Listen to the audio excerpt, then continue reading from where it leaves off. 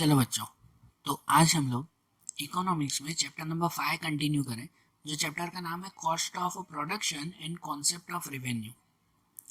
समझो बेटा, इसमें कल हमने कॉस्ट किसे कहते हैं इसके बारे में हमने थियरी समझी थी। कॉस्ट ऑफ प्रोडक्शन के बारे में कि आप लोग कोई भी चीज़ का प्रोडक्शन करते हो तो उसके लिए जो टोटल खर्चा लगता है उस खर्चे को हम लोग कॉस्ट कहते हैं। समझा था ना ऐसा? और उस कॉस्ट के हमने अलग अलग कॉन्सेप्ट समझे थे। रियल कॉन्सेप्ट मतलब कि रियल कॉस्ट के बारे में समझा, opportunity cost and monetary cost, जिसमें हमने समझा था कि मॉनेटरी कॉस्ट उसे हम लोग हर जगह पर काउंट करते हैं। आज हम लोग इस कॉस्ट के आगे एक हम कॉन्सेप्ट देखें। इस कॉस्ट का ही कॉन्सेप्ट है लेकिन उसके आगे का एक कॉन्सेप्ट देखें, जिसमें पहले एक शॉर्ट पॉइंट आता है जिसे कहते हैं पीरियड्स इन इकोनॉमिक्स। आपको पता है कि जब इकोनॉमिक्स में जितनी भी चीज़ें यूज़ होती है ना, उनमें से अगर भले ही चलो आप और कुछ नहीं, खाली प्रोडक्शन रिलेटेड चीज़ें समझो।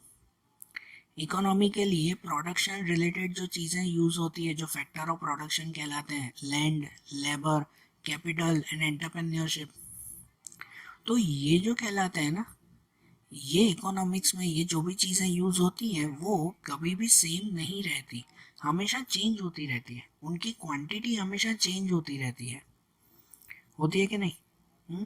कि जैसे अगर लैंड ज़मीन हुई, या तो समझो कि भाई जो भी रॉ मटेरियल यूज़ होता है, जो भी नेचुरल चीज़ें यूज़ होती हैं, क्या वो हमेशा सेम सेम ही यूज़ होती है? मतलब सपोज कि आप अगर कॉटन की फैक्ट्री जो है वो चला रहे हो, कॉटन क्लोथ्स बना रहे हो, तो उसमें जितना कॉटन आप लोग खेतों से मंगवाते हो, आपने जब नई नई फैक्ट्री शुरू की थी तो उसमें जब आपने कॉटन जो है वो खेतों से मंगवाया था, वो समझो आपने 100 किलो मंगवाया था, तो क्या ज़िंदगी भर आप लोग उतना ही मंगवाते रहोगे? नहीं, उसकी क्वांटिटी चेंज होती है ना। धीरे धीरे 1-2 सालों में आपका बिजनेस बढ़ेगा तो अब आप जो है वो रॉ मटेरियल भी ज़्यादा यूज़ करोगे। करोगे कि नहीं? हुँ? तो ऐसा जो है वो रॉ मटेरियल या फिर इसके अलावा जो है वो लेबर्स होते हैं, जो कि जितने मजदूर आपने फैक्ट्री में रखे हैं पहले, फैक्ट्री जब तक बंद करोगे सालों तक, तो क्या उतने ही मजदूर काम करेंगे? नहीं, कभी नए मजदूर भी रखोगे, कभी पुराने को जो है वो हटाओगे। ये चेंज होते रहते हैं कि नहीं होते रहते हैं? इनके ऊपर अलग अलग फैक्टर इफेक्ट करते हैं, अलग अलग चीज़ें इफेक्ट करती है, कभी तेजी मंदी आती है, कभी नेचुरल कैलिमिटी और भी चीज़ें। लेकिन जो भी इकोनॉमी में जो भी चीज़ें यूज़ होती है, कभी भी उनकी क्वांटिटी सेम नहीं होती। बिजनेस में या इकोनॉमी में वो क्वांटिटी हमेशा चेंज होती रहती है। ठीक है?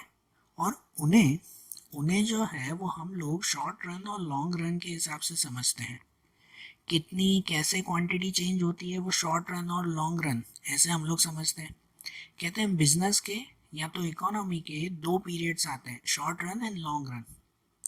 शॉर्ट रन पीरियड वो कहलाते हैं कि जो पीरियड या जो टाइमिंग विद इन 1 और 2 ईयर का हो, 1 या 2 साल का हो।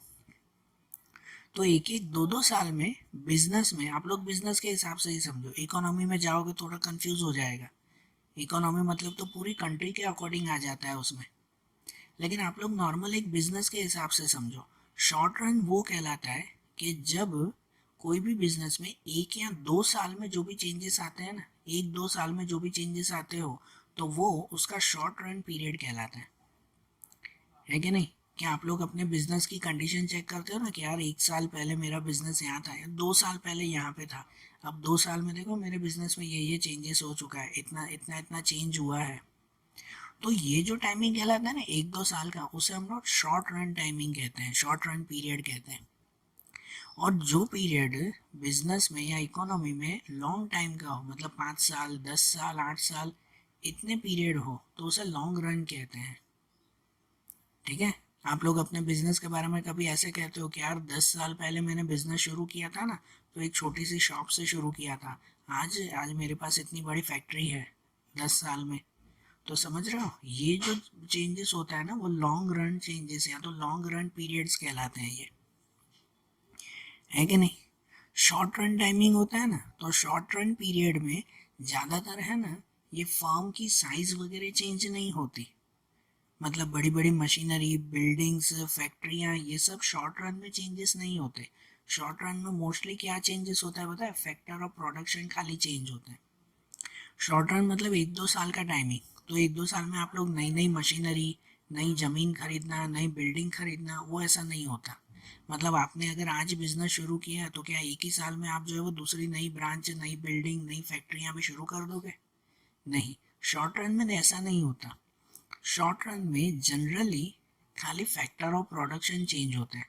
आप लोग रॉ मटेरियल बढ़ा दोगे, प्रोडक्शन बढ़ाओगे, मजदूर ज़्यादा रखोगे, मतलब लेबर ज़्यादा रखोगे, इलेक्ट्रिसिटी का यूज़ ज़्यादा होगा, या तो फिर जो है वो दूसरी चीज़ों का यूज़ ज़्यादा करोगे। इन शॉर्ट खाली प्रोडक्शन बढ़ता है शॉर्ट रन में। कि पहले आप लोग जो है वो ये समझो 100 पीस का प्रोडक्शन अगर करते हो डेली, तो धीरे धीरे आप लोग अपना एक साल में प्रोडक्शन बढ़ाओगे कि अब हम लोग जो है वो 150-200 का प्रोडक्शन कर रहे हैं। ठीक है।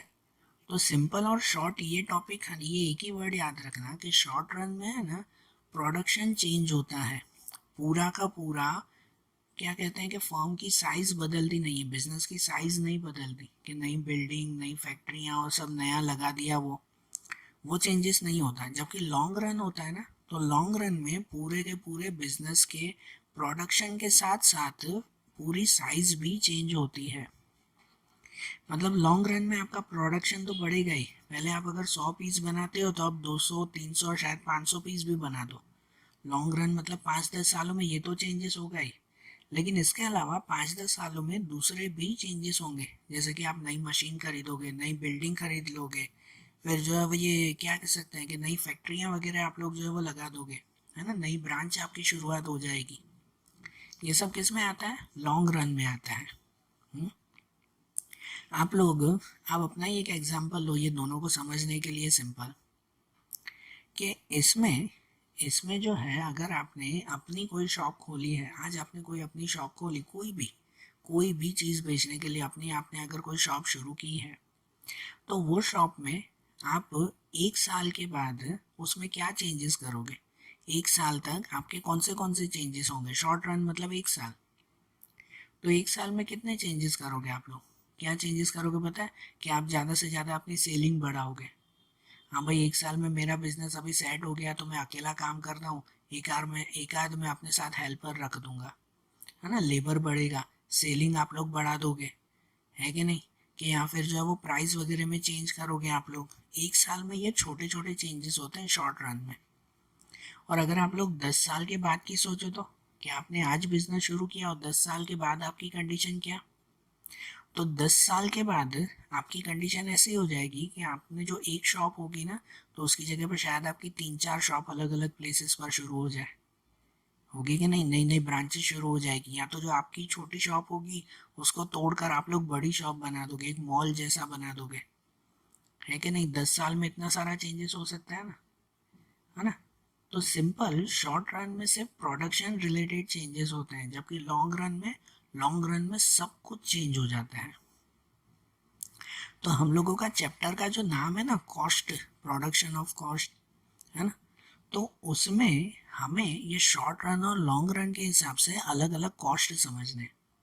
हमें ये शॉर्ट रन और लॉन्ग रन इसीलिए समझा क्योंकि अब हमें क्लासिफिकेशन करना है, classification of production cost. Production cost का क्लासिफिकेशन वो शॉर्ट रन और लॉन्ग रन के हिसाब से करना है। तो शॉर्ट रन में जो जो प्रोडक्शन कॉस्ट आते हैं ना, उन प्रोडक्शन कॉस्ट में आते हैं fixed cost, variable cost, average fix cost और एवरेज वेरिएबल कॉस्ट। ये जो कॉस्ट है इसके बारे में हम लोग अभी डिटेल में समझेंगे कि ये सब जो कॉस्ट है ना, ये कॉस्ट किस में कहलाते हैं? शॉर्ट रन के कॉस्ट्स कहलाते हैं, शॉर्ट रन के खर्चे। जो शॉर्ट रन में चेंजेस होते हैं वो ये सब आते हैं। और लॉन्ग रन में, तो लॉन्ग रन में सब कुछ चेंज हो जाता है, तो इसलिए उसके कॉस्ट के बारे में हम लोग आगे समझते हैं। ठीक है ना, उनमें कोई टाइप्स नहीं आते, लॉन्ग रन में तो सब कुछ चेंज हो जाता है। लेकिन शॉर्ट रन में जो जो चेंजेस होता है ना, उनके हिसाब से कॉस्ट के ये टाइप्स आते हैं। और ये चारों टाइप्स वो आपके चैप्टर के मेन पॉइंट है। इन सब के आपको 2-2 या 3-3 मार्क में क्वेश्चन पूछते हैं। ये सब टॉपिक्स अच्छी तरह से समझना। तो चलो, इनमें सबसे पहले टॉपिक से हम लोग शुरुआत करें। ये शॉर्ट रन के कॉस्ट, उनमें ये चारों कॉस्ट हम लोग समझेंगे। और इन चारों कॉस्ट में से सबसे पहला कॉस्ट अभी शुरू करें तो वो है फिक्स्ड कॉस्ट। हमारा पहला टॉपिक देखें तो वो टॉपिक है फिक्स्ड कॉस्ट का। कि फिक्स कॉस्ट किसे कहते हैं, तो इसका मतलब ये होता है कि शॉर्ट पीरियड में, ये अब सब हम शॉर्ट पीरियड की बात कर रहे हैं, मतलब 1-2 साल में। हाँ, लॉन्ग टर्म में तो सब कुछ बदल जाता है, तो उसमें ये नहीं। शॉर्ट पीरियड में जब ऐसे कॉस्ट आपके बिजनेस के हो, आपके बिजनेस के कुछ ऐसे खर्चे कि आप लोग प्रोडक्शन करो कि ना करो, आप कुछ काम करो कि ना करो, वो खर्चे तो आपको भरने ही भरने हैं, तो उन कॉस्ट को फिक्स कॉस्ट कहते हैं।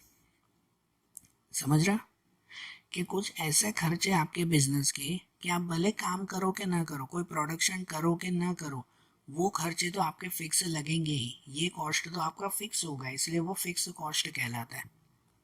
आपकी अगर अगर चॉकलेट बनाने की फैक्ट्री है, ठीक है, तो उस चॉकलेट बनाने की फैक्ट्री में कुछ आपके खर्चे ऐसे होते हैं जो फिक्स होते हैं।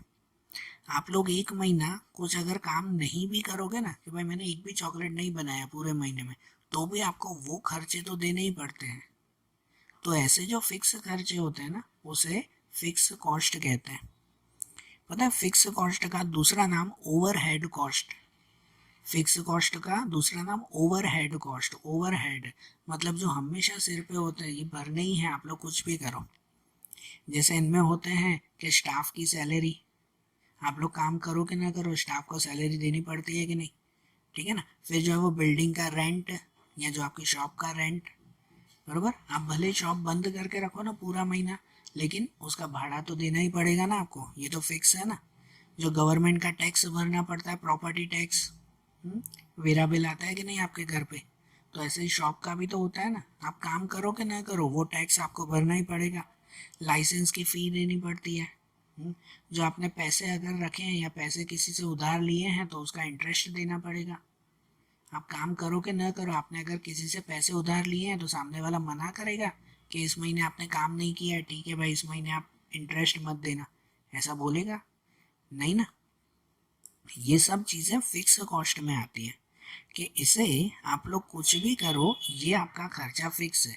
इसे आपको डायग्राम वाइज समझाया हुआ है कि देखो यहाँ पे दिया हुआ है यूनिट ऑफ आउटपुट, है कि नहीं, यूनिट्स ऑफ आउटपुट, कि जिसमें आपका प्रोडक्शन दिया हुआ है, और यहाँ पे इस साइड दिया हुआ है ये टोटल फिक्स कॉस्ट। कि देखो जब आप जीरो प्रोडक्शन करोगे ना, कुछ भी काम नहीं करोगे, तो भी आपके 100 रुपए का समझो फिक्स कॉस्ट है, ये अंदाजे चलो 100 रुपए। आप लोग जो है वो 10 यूनिट का प्रोडक्शन करोगे ना, कोई 10 चीज़ें बनाओगे तो भी 100 रुपये होगा, 20 में भी यही, और 50 चीज़ें बनाओ तो भी 100 रुपये का ही खर्चा होगा। तो ये फिक्स कॉस्ट है, नहीं सैलरी देनी होती है, आप भले कितना भी ज़्यादा प्रोडक्शन करो कम प्रोडक्शन करो, सबकी सैलरी फिक्स है। जो बिल्डिंग का रेंट देना होता है, आप भले ज़्यादा काम करो या कम करो, भले 0 यूनिट बनाओ कि 50 यूनिट बनाओ, रेंट तो उतना देना ही देना है। तो ये सब क्या होते हैं हमारे फिक्स कॉस्ट। उसका ग्राफ है ना हमेशा ऐसे बनता है, ये हॉरिजॉन्टल लाइन, कि उसमें यहाँ पर ये 100 रुपीज़ कॉस्ट फिक्स होता है, कि उसमें भले आप फिर जीरो बनाओ कि 10 यूनिट प्रोडक्शन करो तो भी वो 100 ही रहेगा ना, 20 यूनिट प्रोडक्शन करो तो भी वो ऊपर 100 ही रहेगा, 30 यूनिट करो तो भी वो 100 ही रहेगा। इसलिए ये टोटल फिक्स कॉस्ट हमेशा सेम रहता है ना। टोटल फिक्स कॉस्ट शॉर्ट में कहते हैं ना TFC, वो कभी बदलता नहीं है, इसलिए तो उसका नाम फिक्स ही कहते हैं ना। फिक्स कॉस्ट के बाद दूसरा आता है, वो आता है वेरिएबल कॉस्ट। फिक्स कॉस्ट उसका दूसरा वेरिएबल कॉस्ट, फिक्स कॉस्ट का समझो अपोजिट, उसका उल्टा अपोजिट। वेरिएबल कॉस्ट मतलब क्या, कि जो कॉस्ट प्रोडक्शन के हिसाब से चेंज होता रहता हो। सुनना ध्यान से, कि जो कॉस्ट जो खर्चा प्रोडक्शन के हिसाब से चेंज होता रहता हो, कि अगर आप ज़्यादा प्रोडक्शन करोगे तो खर्चा ज़्यादा होगा, और अगर आप लोग कम प्रोडक्शन करोगे तो खर्चा कम होगा। अगर आप कुछ भी प्रोडक्शन नहीं कर रहे हो तो खर्चा आपका कुछ भी नहीं होगा। तो ऐसे कॉस्ट वेरिएबल कॉस्ट कहते हैं।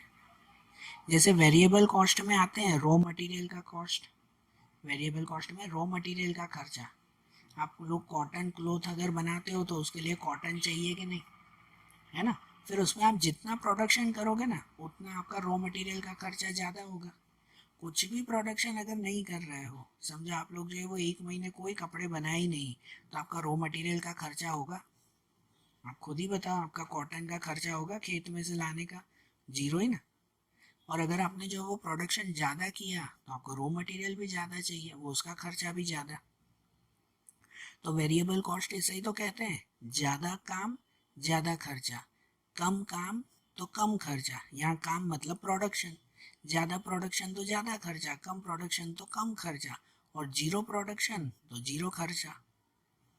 ठीक है, तो जो कॉस्ट प्रोडक्शन के हिसाब से चेंज होता रहता हो तो उसे वेरिएबल कॉस्ट कहते हैं।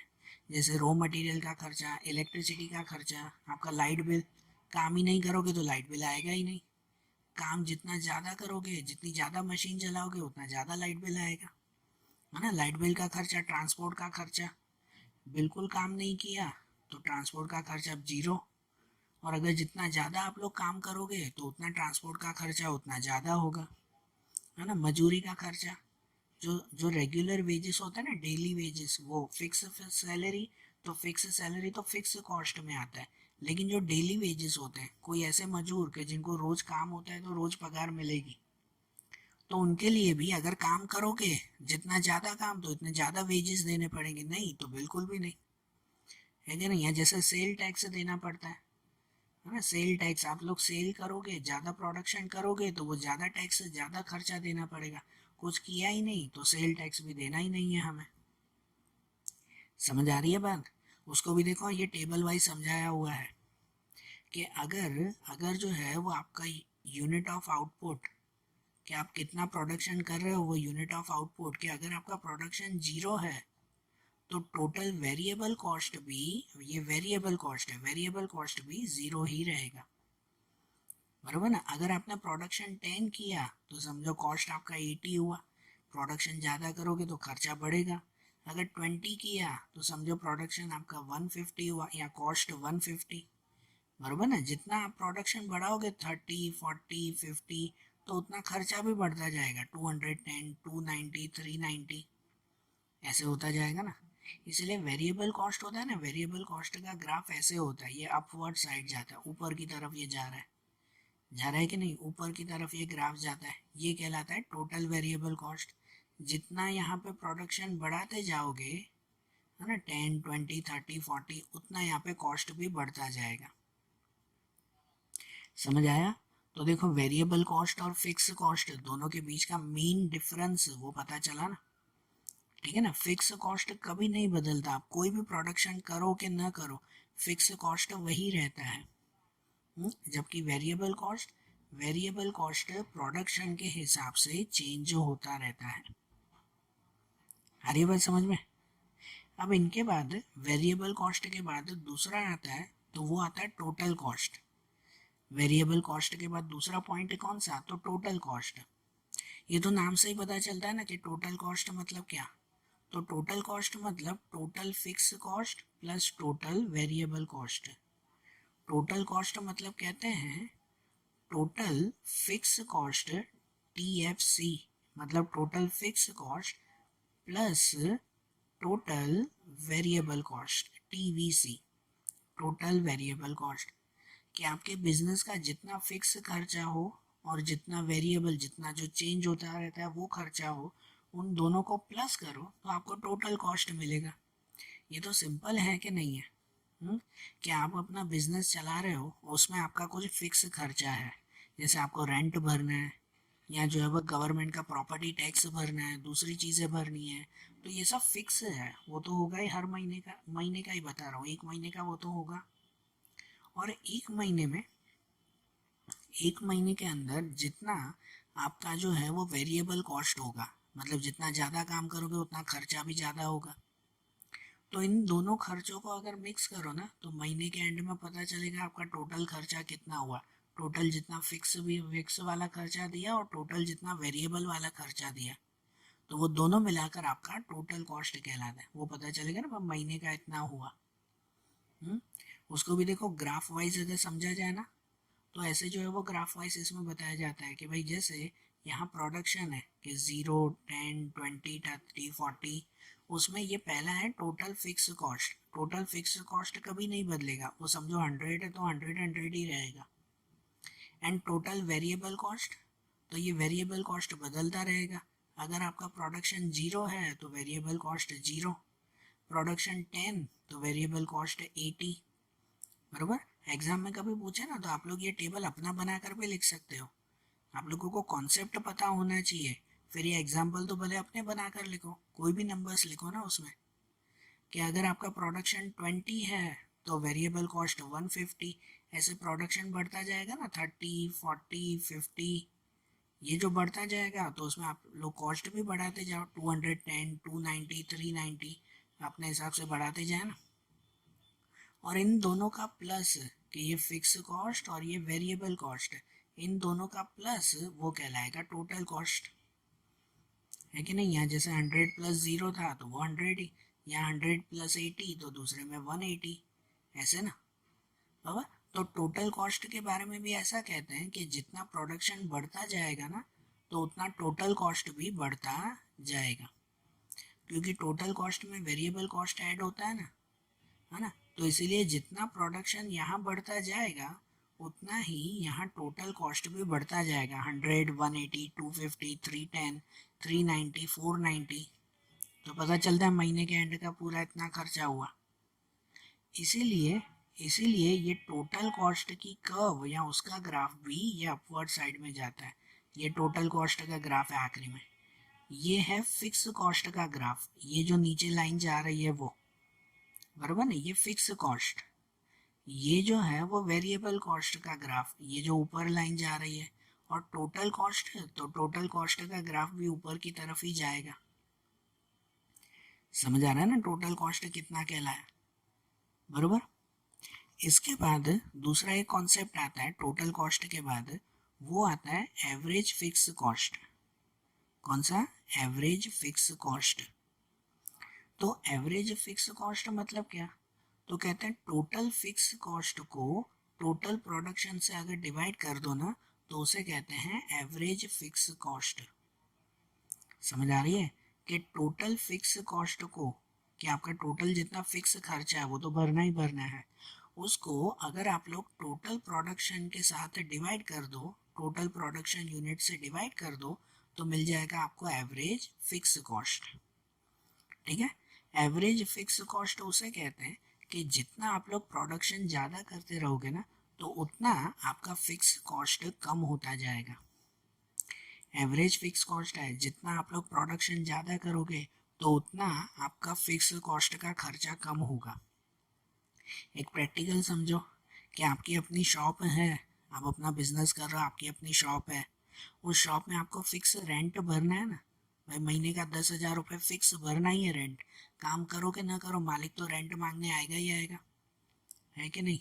तो ऐसे में, ऐसी कंडीशन में अगर आप लोग काम ज़्यादा करोगे तो आपकी इनकम ज़्यादा होगी ना, तो ये रेंट आपके सिर पे भारी नहीं लगेगा। उसका अगर एवरेज निकालोगे ना, उसका अगर एवरेज निकालोगे तो वो एवरेज फिक्स कॉस्ट कम हो जाएगा। लेकिन अगर आप पूरे महीने काम ही ना करो तो वो 10,000 रुपये आपको सिर पे कितने भारी लगेंगे। यार काम तो किया नहीं, उल्टा 10,000 देने पड़ते हैं रेंट, है कि नहीं। ये तो सिंपल एग्जाम्पल। बाकी फिक्स कॉस्ट में ऐसा है, एवरेज फिक्स कॉस्ट में ऐसा है कि जितना आप प्रोडक्शन बढ़ाते जाओगे उतना आपका एवरेज फिक्स कॉस्ट कम हो जाएगा, क्योंकि वो कॉस्ट है ना बाकी सब में डिवाइड हो जाएगा प्रोडक्शन में। जैसे अगर आप लोग समझो कि यहाँ पर आप लोग जो है वो 10 यूनिट का अगर प्रोडक्शन कर रहे हो, बराबर ना, आपकी टेबल में जैसे दिया हुआ है कि अगर आप लोग 10 यूनिट का प्रोडक्शन करोगे तो भी आपका फिक्स कॉस्ट तो 100 ही रहेगा ना, फिक्स तो वही रहेगा। तो आपका एवरेज कितना हो जाएगा कि ये 100 डिवाइड बाय 10 है ना, ये total fix cost divide by ये आउटपुट, तो 100 डिवाइड 10 तो वो 10 होगा। लेकिन अगर आप लोग 20 का जो है वो प्रोडक्शन कर रहे हो, प्रोडक्शन बढ़ा रहे हो, तो अब 100 डिवाइड बाई 20 करो तो आपका एवरेज खर्चा कितना, तो अब एवरेजली 5 रुपए का ही खर्चा हुआ, है कि नहीं। एवरेजली 5 रुपए का खर्चा हुआ ना। वैसे ही अगर आप लोग प्रोडक्शन 30 यूनिट बढ़ा देते हो, कितना करते हो प्रोडक्शन अब, कि अगर आप प्रोडक्शन 30 करते हो तो 100 डिवाइड बाय 30 करो, तो आपका जो है वो कॉस्ट 3.3 हो जाएगा, और एवरेज कॉस्ट कम हुआ ना। और अगर आप लोग जो है वो ये बढ़ाते जाओ प्रोडक्शन, अगर जो है वो 50 करते हो तो 100 डिवाइड बाय 50 आपका एवरेज खर्चा 2 रुपये ही होगा। तो आप लोग जो है वो जितना प्रोडक्शन बढ़ाओगे ना तो उतना एवरेज फिक्स कॉस्ट कम हो जाएगा, इसलिए इसका ग्राफ जो है वो ये ऐसा बनेगा, ये डाउनवर्ड स्लोप, नीचे की तरफ स्लोप जाएगा ना। लेकिन ध्यान रखा करो कि इसमें ये स्लोप, ये लाइन जो है वो कभी भी नीचे टच नहीं होगी, क्योंकि ये एवरेज कॉस्ट कभी भी जीरो नहीं होगा। खर्चा जीरो हो जाएगा क्या? नहीं ना, है कि नहीं? आखिरकार थोड़ा तो खर्चा भरना ही पड़ेगा ना, भले वो एवरेज फिक्स कॉस्ट जो है वो कम होता जाएगा, लेकिन आखिरी में कुछ तो उसमें कॉस्ट रहेगा ही ना, वो जीरो कभी नहीं होगा। ठीक है, तो सिंपल सा खाली ये याद रखा करो, एवरेज फिक्स कॉस्ट मतलब total fix cost divide by total production. Okay, फिर इनके बाद आता है एवरेज वेरिएबल कॉस्ट। जैसे एवरेज फिक्स कॉस्ट वैसे एवरेज वेरिएबल कॉस्ट। तो एवरेज वेरिएबल कॉस्ट मतलब क्या? तो उसमें आता है formula total variable cost upon total production. Total variable cost upon total production. तो वेरिएबल कॉस्ट में तो हमने ऐसे पढ़ा था कि जितना आप लोग प्रोडक्शन ज़्यादा करते जाओगे तो कॉस्ट भी ज़्यादा होगा, और जितना प्रोडक्शन कम करोगे तो उतने कॉस्ट भी कम होगा। तो इसलिए उसका जब एवरेज निकालते हैं ना तो उसके एवरेज में भी ज़्यादा फर्क नहीं आता।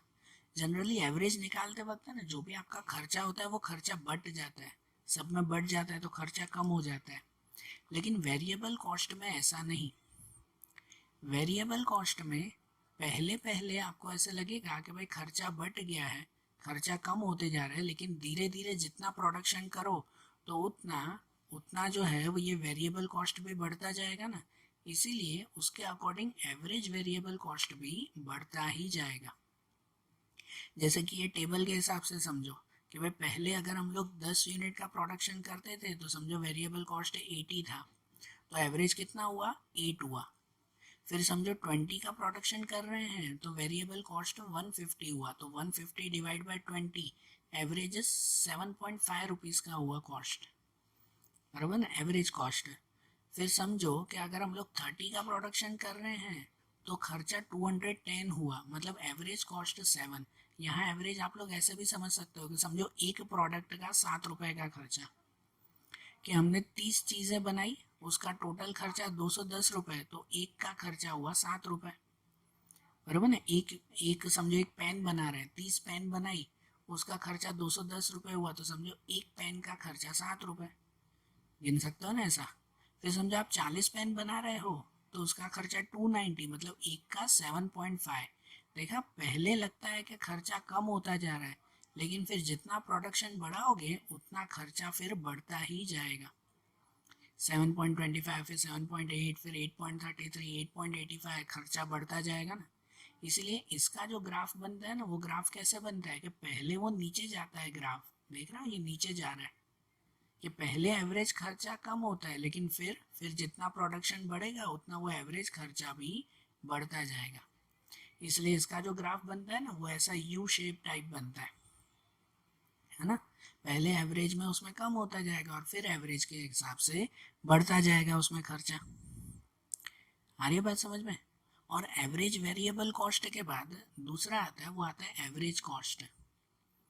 और एवरेज कॉस्ट का मतलब क्या? कि टोटल कॉस्ट को टोटल प्रोडक्शन से डिवाइड कर दो। टोटल कॉस्ट में दोनों आ गया, फिक्स और वेरिएबल दोनों मिलाकर, कि वो टोटल कॉस्ट को टोटल प्रोडक्शन से डिवाइड करो तो वो एवरेज कॉस्ट। और पता है इस एवरेज कॉस्ट में जो हम लोग टोटल कॉस्ट काउंट करते हैं ना, ये टोटल कॉस्ट में फिक्स और वेरिएबल दोनों आ गए, दोनों चीज़ें आ गई उसमें। इसीलिए इसीलिए उसमें भी पहले पहले ये एवरेज कम होता जाता है, लेकिन फिर फाइनली वो एवरेज बढ़ता ही जाएगा। यहाँ पे भी एग्जांपल दिया हुआ है कि समझो आप लोग अगर एक यूनिट प्रोडक्शन, एक चीज़ बनाते हो तो उसका खर्चा 9 रुपये, एवरेज करो 9 डिवाइड 1 9 ही रहेगा। अगर दो चीज़ें बनाते हो तो उसका खर्चा 16 रुपये हुआ, मतलब 16 डिवाइड 2 8 हो गया, एवरेज कम हो गया ना। तीन चीज़ें बनाने का खर्चा 21 रुपीज़, मतलब एक 7 रुपये की हुई। फिर चार चीज़ें बनाने का खर्चा 28 रुपीज़, मतलब वो भी 7 रुपये की। फिर 5 चीज़ें बनाने का खर्चा 40 रुपये हुआ। आपको पता है जितना आप ज़्यादा प्रोडक्शन करो तो खर्चा भी तो ज़्यादा होगा ना। तो 5 चीज़ें बनाने का खर्चा ज़्यादा हो गया, 40 रुपये, तो एवरेज हो गया अब 8 रुपये का। अब 7 नहीं 8 हो गया। पहले एवरेज कम होता जा रहा था लेकिन फिर से बढ़ गया उसमें। तो इसलिए इसका ग्राफ भी क्या होता जाएगा कि पहले इसका ग्राफ भी नीचे की तरफ ही जाएगा, लेकिन उसके बाद धीरे धीरे वो कॉस्ट बढ़ता ही जाएगा ऊपर। समझ आ रही है बात है? तो एक कॉस्ट के ये कॉन्सेप्ट समझ में आए ना सब, बराबर ना। और आज जैसे हमने कॉस्ट के कॉन्सेप्ट देखे ना, ऐसे ही इनमें दूसरे लॉन्ग टर्म के अभी हमारे बाकी हैं, वो कॉस्ट और रेवेन्यू के कॉन्सेप्ट अब हम लोग अगले वीडियोस में देखेंगे। Okay, thank you.